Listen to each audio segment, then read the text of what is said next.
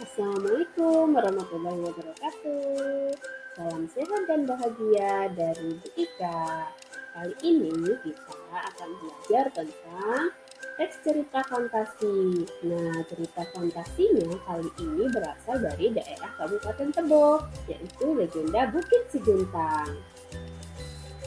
Tujuan pembelajaran kita kali ini yaitu setelah mengamati video pembelajaran, peserta didik dapat mendesain teks cerita fantasi dengan tepat sesuai struktur teks cerita fantasi. Kemudian yang kedua, setelah mengamati video pembelajaran, peserta didik dapat menciptakan teks cerita fantasi dengan tepat sesuai struktur teks cerita fantasi. Konon, tersebutlah sebuah negeri di tepi Sungai Batanghari yang disebut Nagari Salado Sumai yang dipimpin oleh seorang Raja Salado Sumai. Raja tersebut kehilangan sebuah pedang bernama Suhip Meriang Sakti Sumbing 99. Raja Nagari Salado Sumai memerintahkan Datuk Kerungkung Bebulu yang sakti tiada tanding untuk mencari pedang tersebut. Wahai Datuk Kerungkung Berbulu, aku perintahkan kau mencari pedang kerajaan yang telah hilang dicuri dari kerajaan ini. Baiklah yang mulia Raja, segala titahmu akan saya laksanakan. Tanpa rasa takut, Datuk Kerungkung Bebulu menjelajahi rimba seorang diri. Hewan buas yang menjadi rintangan tak ia hiraukan. Sampailah Datuk Kerungkung Bebulu di sebuah gua yang gelap dan gelap.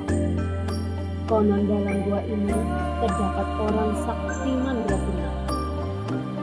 Dengan kesaktiannya, ia mengeluarkan cahaya dari tangannya dan terus menyusuri gua. Terlihatlah seorang petapa sedang membaca rafalan. Sinar yang terpancar dari atas kepala petapa menerpa sebuah pedang. Tak salah lagi, itulah pedang pusaka Suri Meriang Sakti Sumbing 99 dari Nagari Salado Sumai yang berada di tangan Datuk Panglima Tahan Kaki.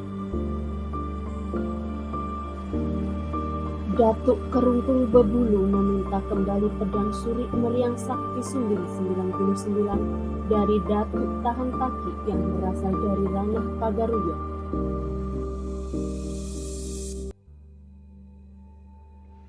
Hei, Datuk Panglima Tahan Kaki, kembalikan pedang pusaka negeri kami. Aku tidak akan menyerahkannya. Jika kau ingin ini, ambil sendiri. Akhirnya, pertarungan tak dapat dielak lagi.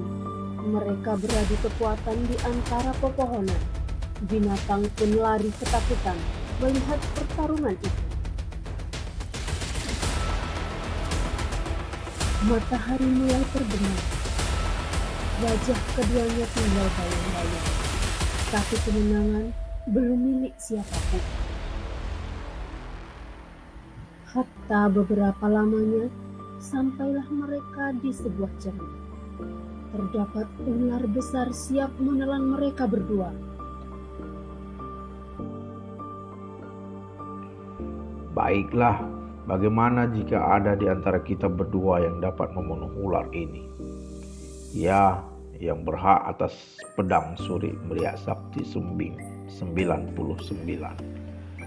Ayah Datuk Kerungkung Bebulu mengajukan kesepakatan. Keesokan paginya, keduanya bersiap untuk memenangkan pertarungan melawan ular raksasa. Panglima Tahan Kaki mengeluarkan keris saktinya dan menghujam ke tubuh ular raksasa itu. Seluruh kesaktiannya telah ia keluarkan. Namun jangankan mati, setetes darah pun tak keluar dari tubuh ular raksasa itu. Panglima Tahan Kaki mulai kehabisan tenaga. Tubuhnya mulai pucat dan akhirnya dia terjerembab ke tanah. Ular raksasa mengeluarkan lidah bercabangnya dan ia menelan Panglima Tahan Kaki hidup-hidup.